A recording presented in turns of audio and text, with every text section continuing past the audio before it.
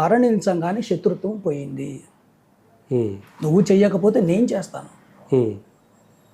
ఇప్పుడు అక్కడ కొంతమంది దాంట్లోంచి ఇప్పుడు కాంట్రవర్సీ కొత్తగా తీస్తున్నారు. రైట్. ఒక వీర యోధుడు యుద్ధము చేశాడు, తను క్షత్రియుడు, వీరమరణం పొందాడు అనగానే ఏమంటున్నారంటే రావణాసుడు క్షత్రియుడు. అంటే ఇప్పుడు ఎట్లా అయిపోయిందంటే రంధ్రాన్వేషణ చేస్తున్నాం.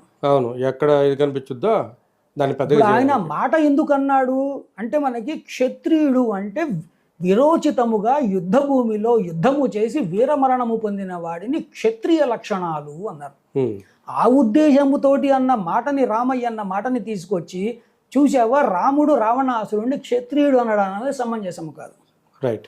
సో మనం కూడా ఏంటంటే రియలిస్టిక్గా మాట్లాడాలి. ఇప్పుడు నాకు ఇదివరకు ఒకళ్ళు సడన్గా పట్టుకొచ్చి రాముడికి రాజ్యకాంక్ష ఉండింది, అందుకే భరతుడు లేని సమయంలో రాజపట్టాభిషేకానికి ఒప్పుకున్నాడు.